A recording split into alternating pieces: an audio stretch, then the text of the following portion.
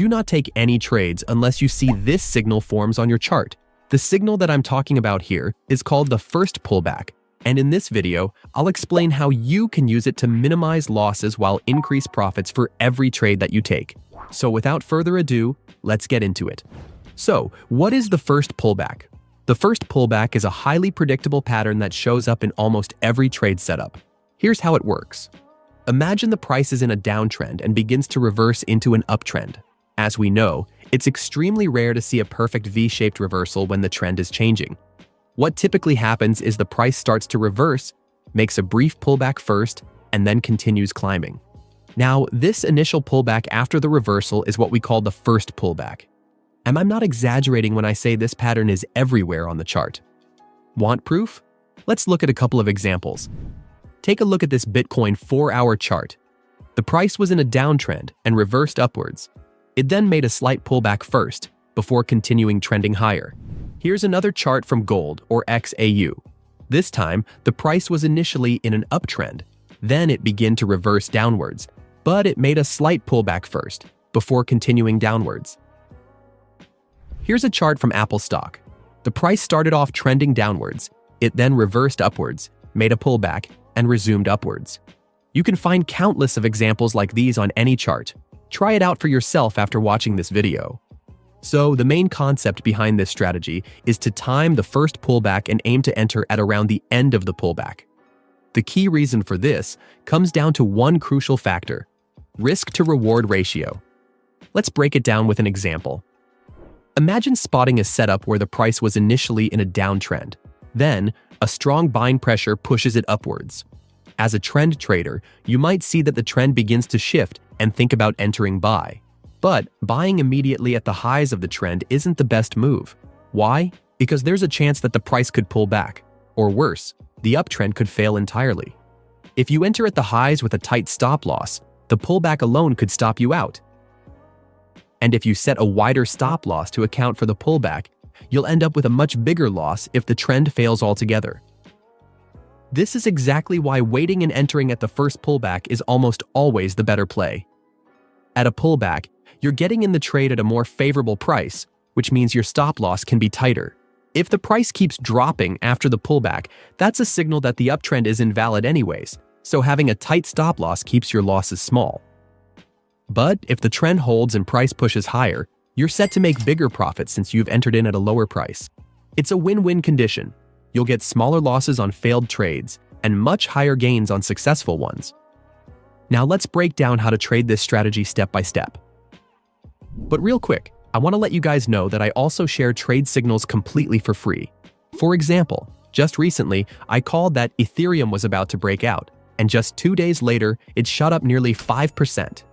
If you want to see more of my trades live, join my free Telegram community. Link is in the description. Now, back to the strategy. The first step of trading the strategy is knowing how to identify a trend reversal. This part is absolutely crucial. If you mess this up, the trade simply won't work. Here's how to do it. So, one of the very first things traders are taught is how to spot uptrends and downtrends. If the price is making higher highs and higher lows, it's an uptrend.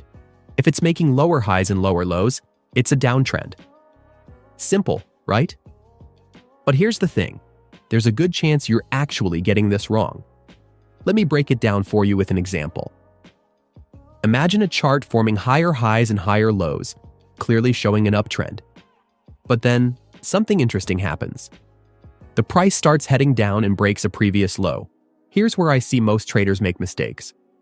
When this low is broken, many assume the trend has reversed, thinking we are now in a downtrend. But what if I told you that this chart is still fundamentally bullish? Sure, the price broke a low, but this low isn't actually a valid one. Why? Because it didn't break the valid low, which is this one. Let me make this crystal clear. For a low to be considered valid, the price needs to break the previous highs after forming the low.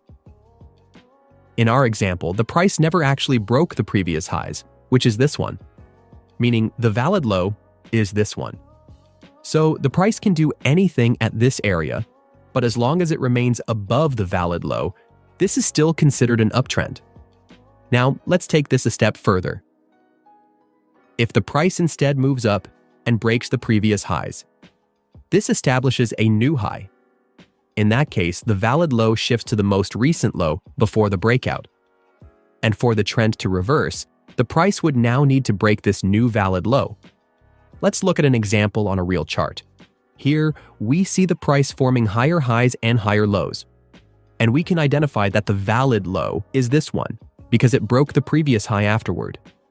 Later, the price moves down and breaks this valid low. This break confirms a reversal since the price closed below the valid low. Keep in mind, it's crucial to wait for a candle to actually close below the valid low for it to be considered as a reversal. Once you understand how to identify a valid reversal, we can move on to the next step, entering at the first pullback. When we want to enter at the first pullback, we need to figure out where the pullback might form. This is important because pullbacks could form anywhere on the chart, and identifying the right area is key to timing your entry.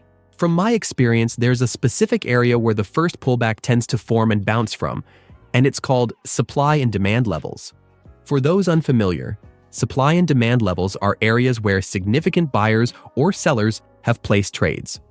The basic idea is that if the price retraces toward a supply or demand level, there's a high chance it will bounce from it, similar to how support and resistance work.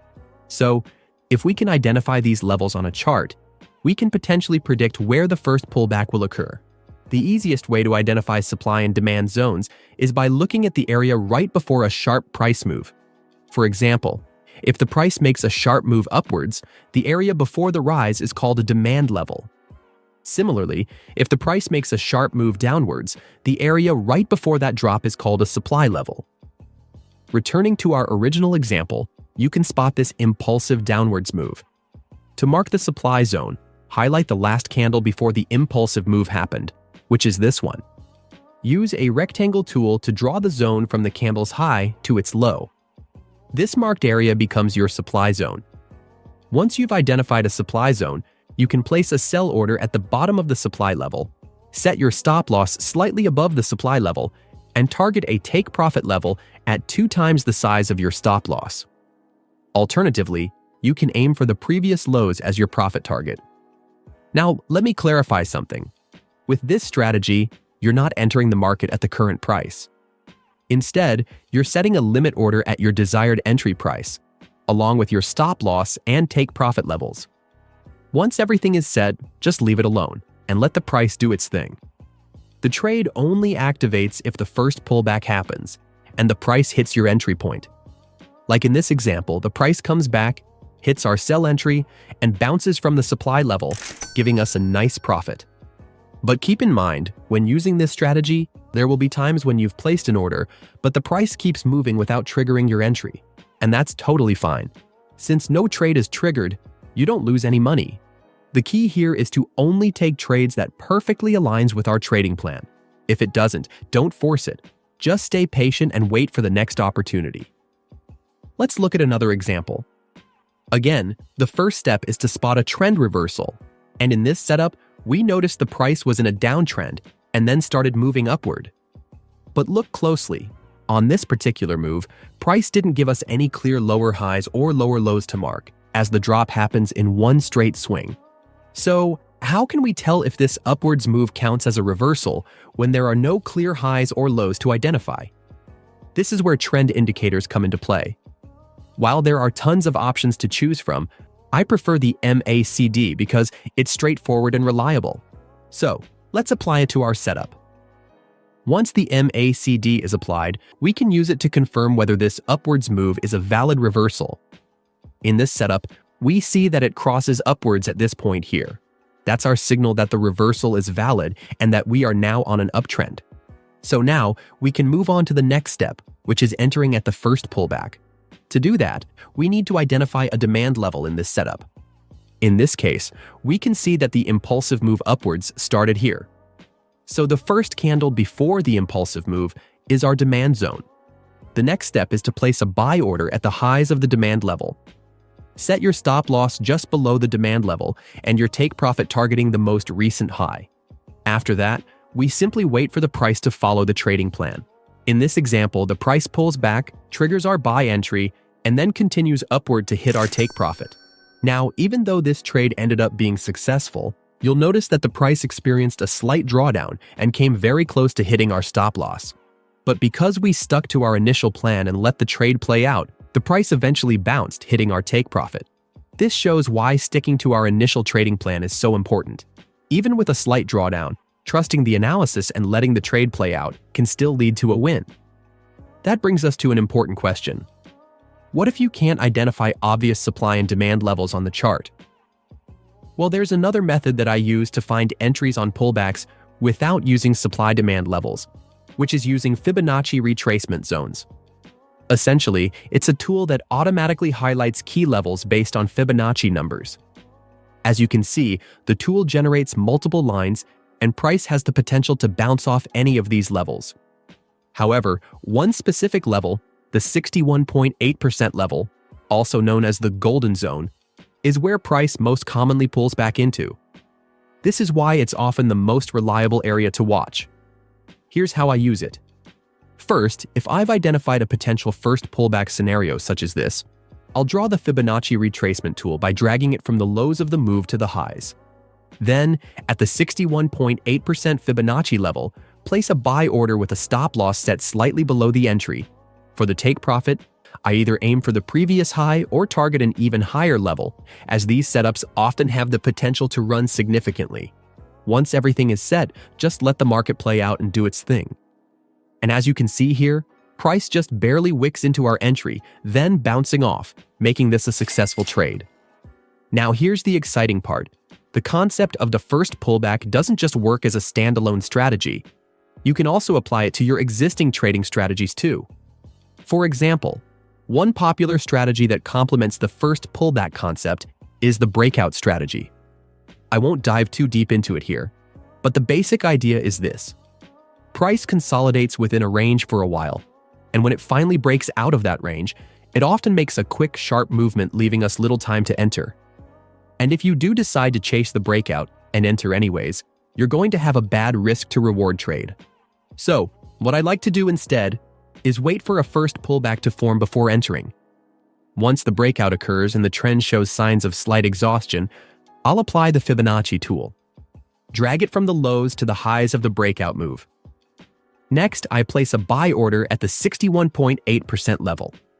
Set a stop loss slightly below our entry and take profit at the previous highs. Now I'll simply let the price play out, and in this example, price retraced into the golden zone, hits our entry, and bounced off, hitting our take profit, making it a successful trade. Now, I cannot stress this enough, sometimes price may not even retest and just continues running. You will miss a few trade opportunities using this strategy, but missing a trade isn't the same as losing one.